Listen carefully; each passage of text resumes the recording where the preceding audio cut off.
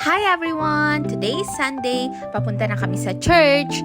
Nauna na pala yung anak namin kasama ng kapatid ko at ng ate Jyrel niya sa church.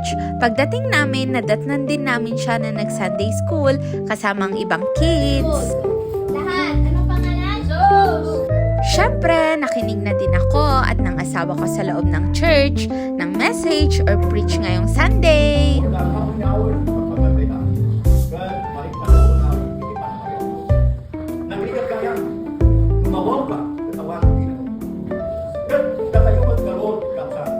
Sa mga oras na ito, tapos na rin ang Sunday service at pauwi na rin yung anak ko.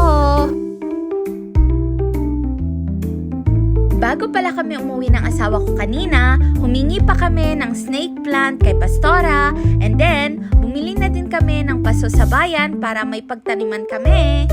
This one. No! Kawan lang.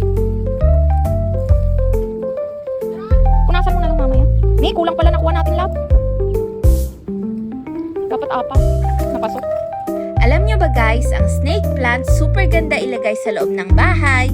Bukod sa decoration, nakakatulong siya mag-purify ng air, nagre-release din siya ng oxygen kahit gabi, kaya perfect siya para sa bedroom or living room kasi nakaka-relax at fresh ang atmosphere, plus low maintenance pa. Kahit hindi madalas diligan, buhay na buhay pa rin. Okay, nagtatanim ang Sinira Putput ko at ang daddy.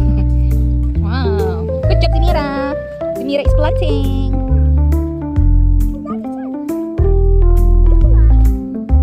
Magugas mamaya, ha?